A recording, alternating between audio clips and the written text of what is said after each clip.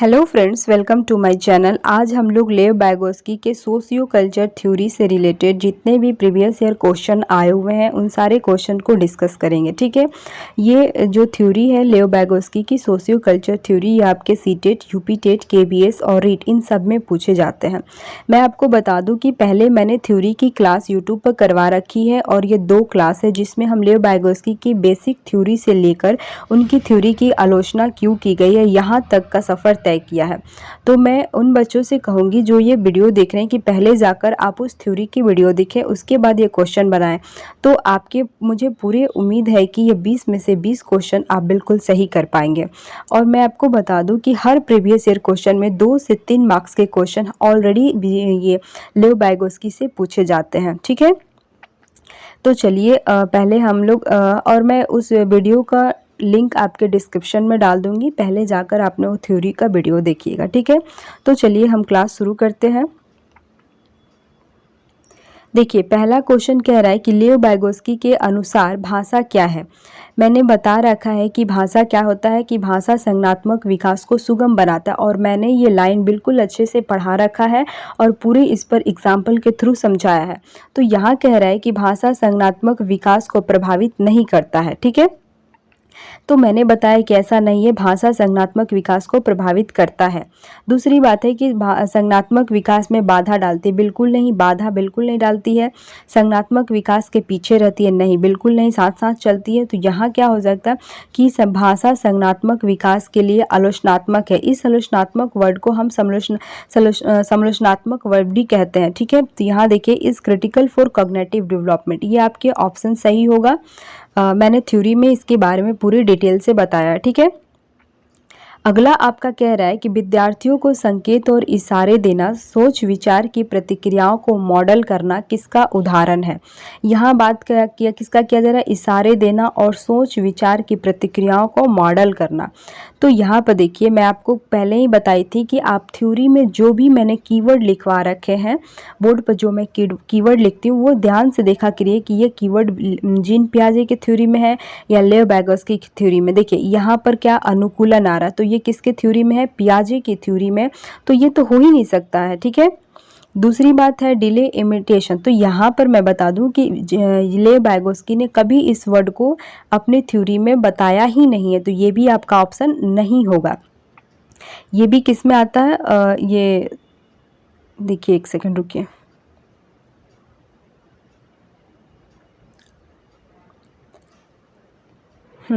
दूसरा ऑप्शन क्या कर रहा है, विलंबित अनुसरण यानी डिलेड इमिटेशन। ये एक निगेटिव टैग वर्ड है। ये क्या है, तो ये एक निगेटिव टैग वर्ड है, ये हमेशा आपके ऑप्शन को गलत बनाएगा। ठीक है, यह रट कर स्मरण करना, ये भी क्या है, ये भी एक निगेटिव टैग वर्ड है, ये भी नहीं होगा। ठीक है, तो एक बार हम फिर से देखते हैं इसका। देखिए, अनुकूलन ये पियाजे की थ्योरी का है, तो ये हो नहीं सकता है। ये दोनों ऑप्शन निगेटिव टैग वर्ड है, ये भी ऑप्शन हो नहीं सकता है। तो ये ऑप्शन क्या होगा, स्कैफ फोल्डिंग होता है पार्ट।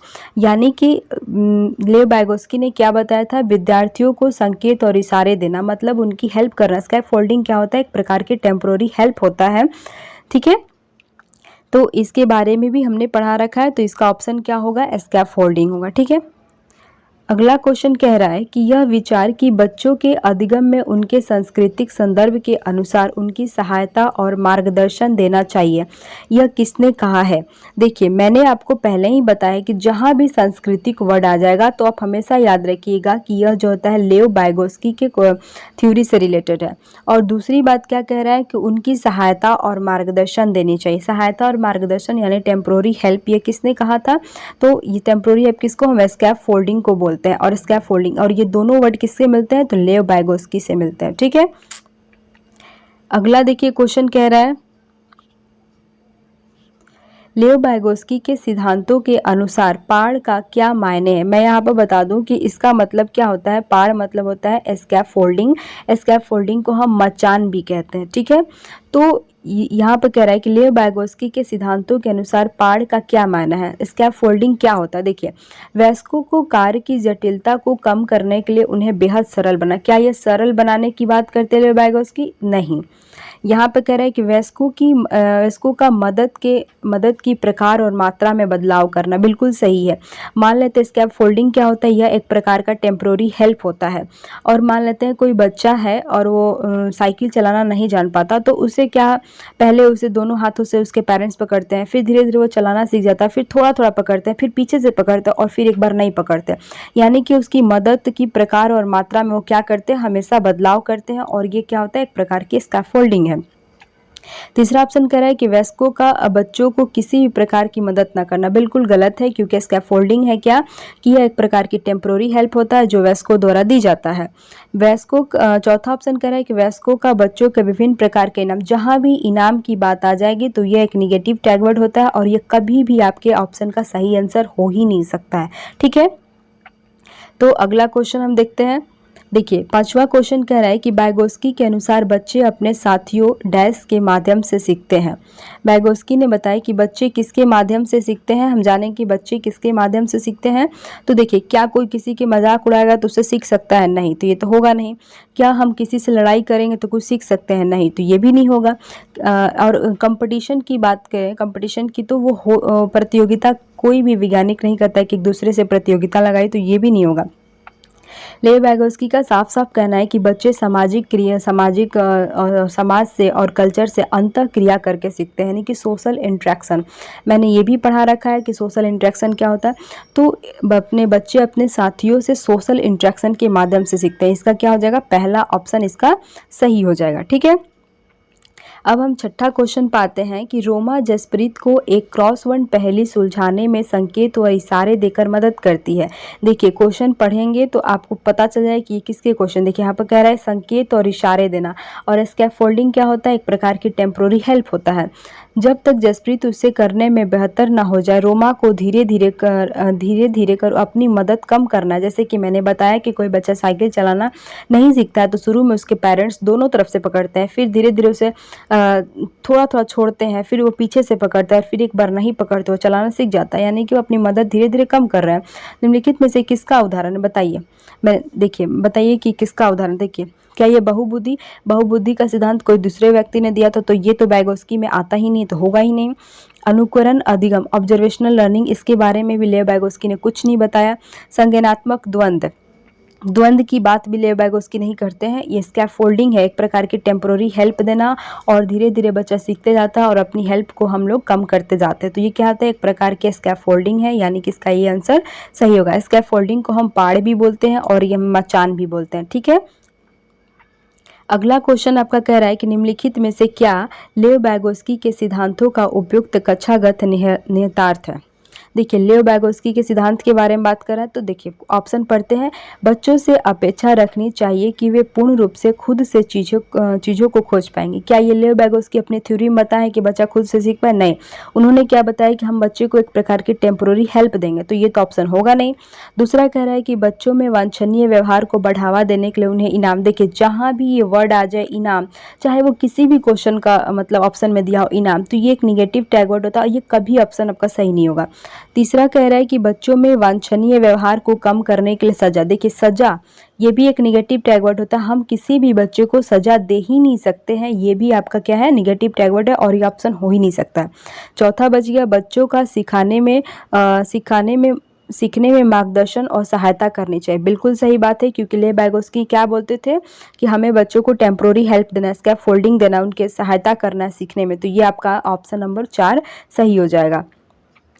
इसके बाद हम 8वां नंबर क्वेश्चन देखते हैं कि लेव बैगोस्की ने डैश सिद्धांत से प्रस्तावित किया कि अधिगम ज्ञान का सह निर्माण की प्रक्रिया है। ठीक है, अब हम बात करते हैं लेव बैगोस्की के। तो देखिए, लेव बैगोस्की ने हमेशा 3 चीज़ों पर जोर दिया है, पहला सोसाइटी, फिर कल्चर और तीसरा लैंग्वेज।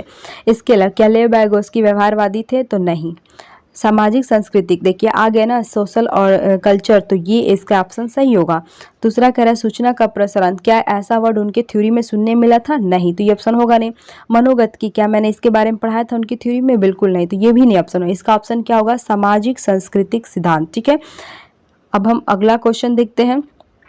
सोना को एक जटिल समस्या से हल करने में चुनौती का सामना करते देख उसकी शिक्षिका उसको संकेत और इशारे देती है। फिर देखिए यहाँ पर संकेत और इशारों की बात की गई है।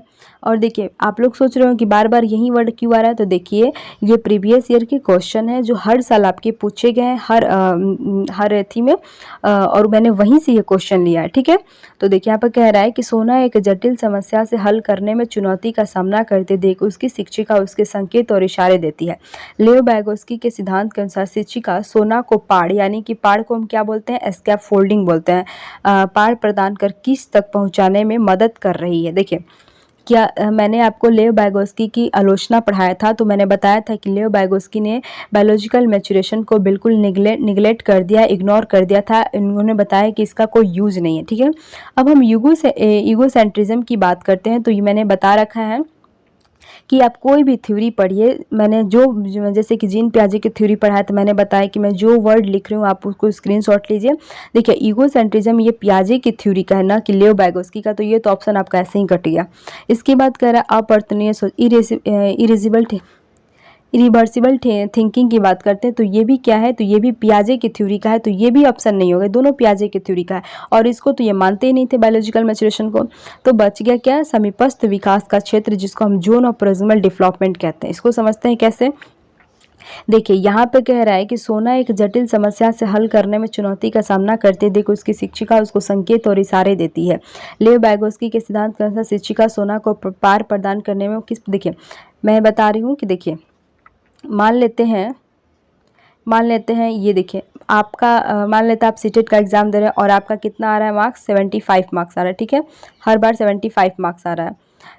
ये वाला जो क्षेत्र होता है, लेकिन आपको लाना कितना है, 140 के ऊपर लाना। ठीक है, लेकिन देखिए अगर ये वाला क्षेत्र को हम क्या बोलते हैं, ZPD बोलते हैं। ठीक है, ZPD बोलते हैं। और कोई आपको हेल्प करता है तो आप हेल्प करने के बाद आप जो भी कुछ कर पाते हैं वो आप यहीं आते हैं। मैंने इसे थ्योरी में बिल्कुल अच्छी तरह से मतलब बता रखा है, तो आप लोग वहाँ से भी जाकर देख सकते हैं। तो इसका ऑप्शन क्या होगा, जोन ऑफ प्रोक्सिमल डेवलपमेंट। ठीक है, अगला क्वेश्चन देखिए, इसका कह रहा है निम्नलिखित में से कौन सी पद्धति लेओ बैगोस्की के सिद्धांतों के अनुसार है। अब यहाँ फिर से लेओ बैगोस्की बात किया है कि कौन सी पद्धति। देखिए अनुकूलन ये पियाजे की थ्योरी का ये तो होगा नहीं, मॉडल का अनुसरण करने ये लेओ बैगोस्की ने नहीं बताया, ये भी नहीं होगा।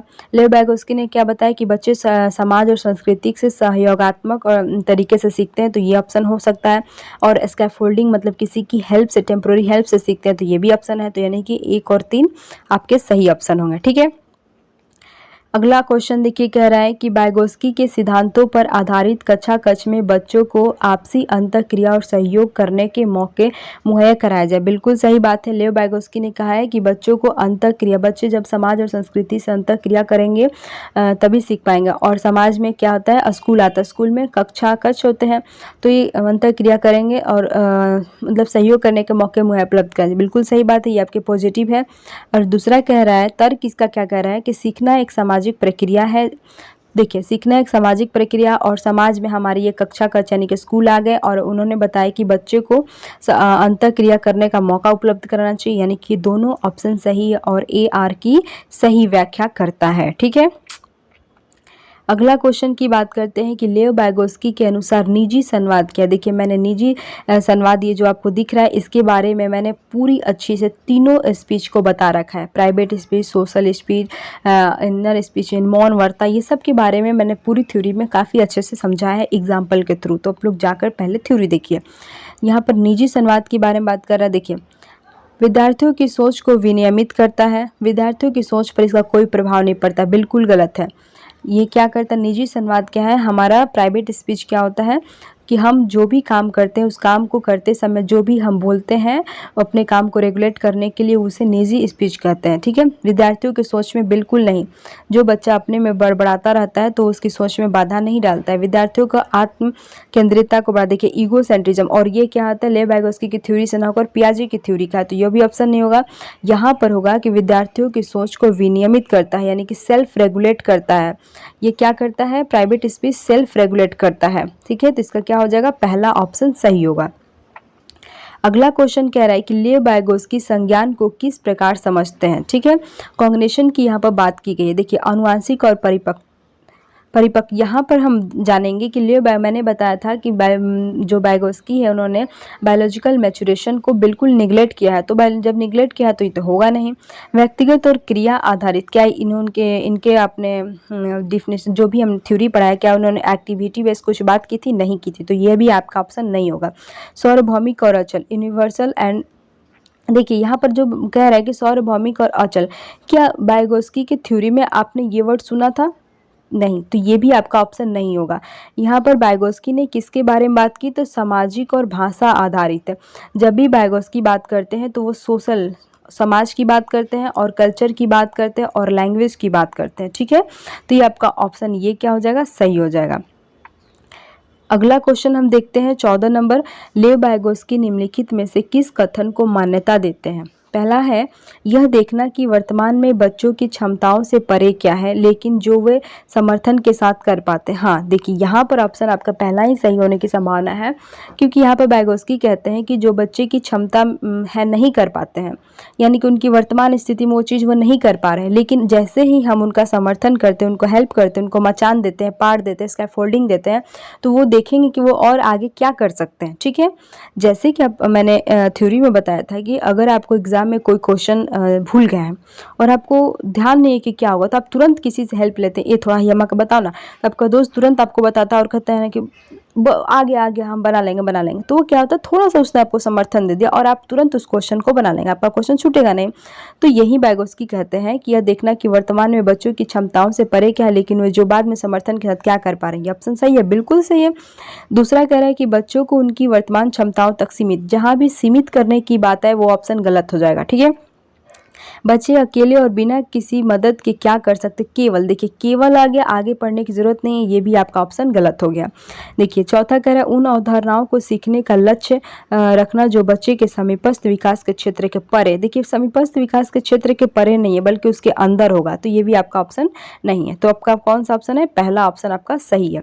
देखिए ये जो सीमित करना दिख रहा है और ये केवल जो दिख रहा है, ये निगेटिव टैग वर्ड है। मैं आपको तुरंत ही पॉजिटिव और निगेटिव टैग वर्ड का वीडियो बना दूंगी, आपको उसके बाद ऑप्शन सॉल्व करने में बहुत ही मजा आने वाला है, ठीक है। अगला क्वेश्चन देखिए क्या कह रहा है, 15 नंबर क्वेश्चन कह रहा है कि लेव Vygotsky के सिद्धांतों के अनुसार बच्चों वयस्कों के द्वारा ज्ञान के सह निर्माण समीपस्थ विकास के क्षेत्र के कैसा होता है। ये क्वेश्चन बहुत बार आपका एग्जाम में आ चुका है, ये क्वेश्चन जो आपका दिख रहा है ना, बहुत बार, और इसमें बच्चे को क्वेश्चन आंसर आते हुए समीपस्थ विकास के क्षेत्र के क्या होगा, अंदर होगा कि बाहर होगा, तो हमेशा याद रखिएगा कि ये अंदर होता है, ठीक है। ये क्या होता है? ये अंदर होगा। बहुत बार ये क्वेश्चन आया है। लेव Vygotsky के सिद्धांतों के अनुसार बच्चों और वयस्कों द्वारा ज्ञान के सह निर्माण समीपस्थ विकास के क्षेत्र के अंदर होता है, ये हमेशा याद रखिएगा।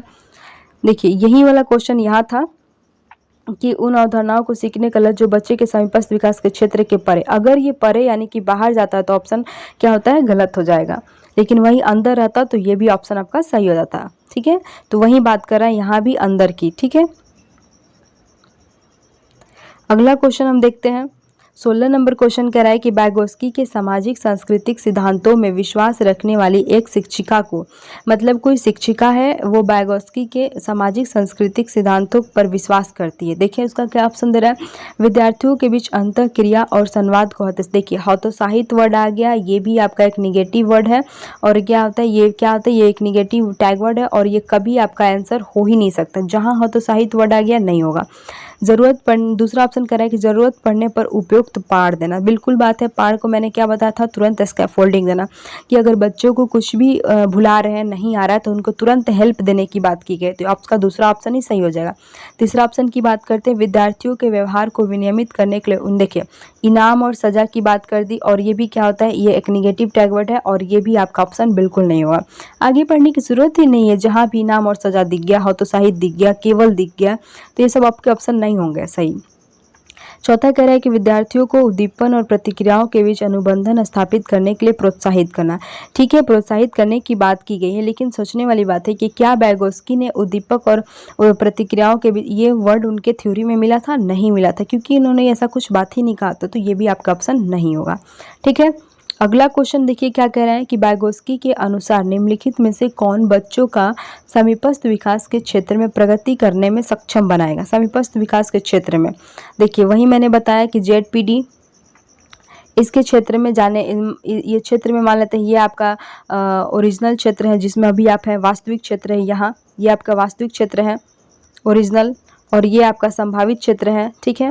तो ये जो दोनों के बीच का जो क्षेत्र होता है उसको हम क्या बोलते हैं, जेड-पेटी। और वास्तविक जो बच्चे की वास्तविक क्षमता है उसको थोड़ा सा हेल्प दे देंगे, उसको थोड़ा सा हेल्प देंगे तो वो कहाँ आ जाएगा, जेड-पीटी में। और ये हेल्प देना ही क्या कहलाता है, स्कैफोल्डिंग यानी पाड़ या ढांचा। ये आपका आंसर सही हो जाएगा पहला। देखिए अनुकूलन ये पियाजे की थ्योरी का है। पूर्वाभ्यास के निष्क्रिय जहां वर्ड आ गया ये कभी ऑप्शन को सही होने ही नहीं देगा। पैसिव, कभी भी बच्चे को पैसिव नहीं एक्टिव बनाना चाहिए, तो ये ऑप्शन नहीं होगा। और ये अनुकूलन जो दिख रहा है ये पियाजे की थ्योरी का, पूर्वाभ्यास की तो इन्होंने बातें नहीं किया था, तो पूर्वाभ्यास भी एक निगेटिव टैग वर्ड है, ठीक है। तो आपका आंसर क्या हो जाएगा, पाड़ यानी ढांचा। अगला क्वेश्चन कह रहा है कि निम्नलिखित में से कौन लेव बैगोस्की के सिद्धांत से उत्पन्न होने वाली एक अच्छा निहितार्थ है, ठीक है। यहाँ हम समझेंगे। देखिए शिक्षकों को चाहिए कि वे बच्चों के समर्थन को दी जाने वाली मदद के स्तर और मात्रा में बदलाव करते रहें।